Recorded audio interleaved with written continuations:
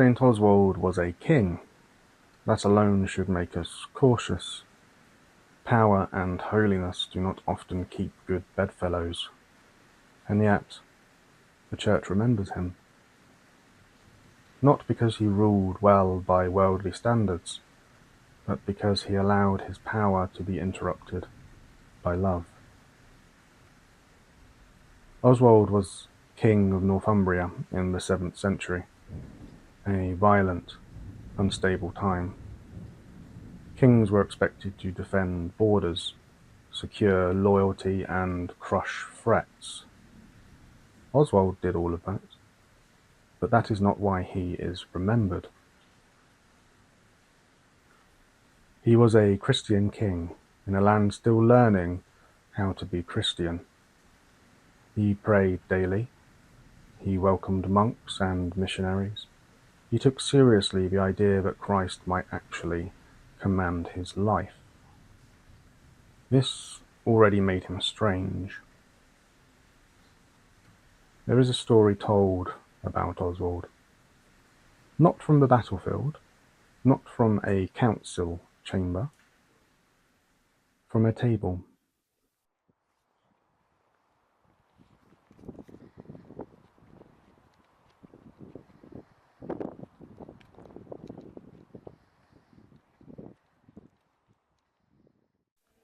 One Easter, Oswald was seated to eat.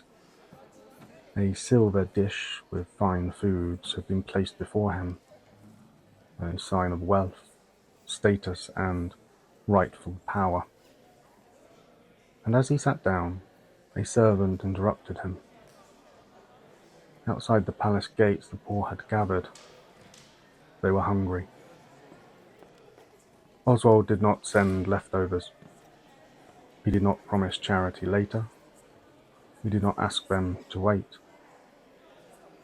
Without hesitation, he ordered the silver dish to be broken into pieces and the food to be given away. This was not symbolic. It was costly.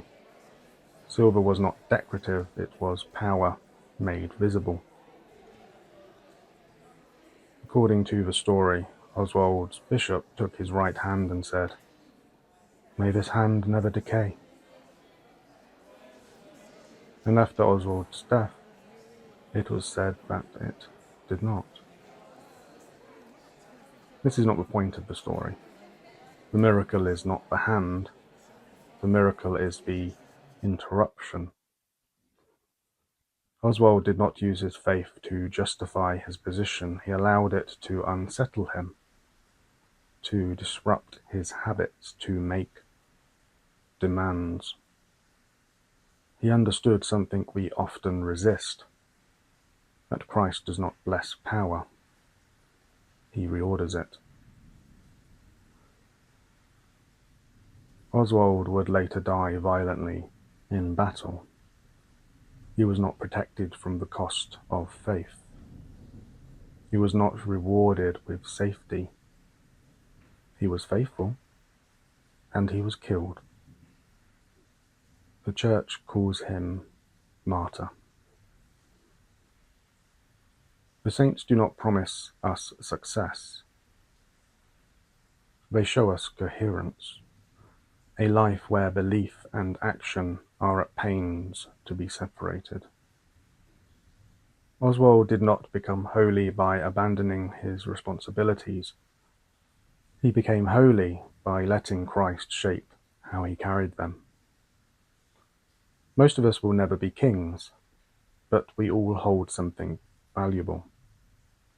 Time, attention, security, comfort, and we all face interruption. The question the saints leave us with is never abstract, it is always close. What would it mean to let Christ interrupt you today? Not dramatically, not heroically, but honestly. Which silver dish are you still protecting? St. Oswald did not save the world.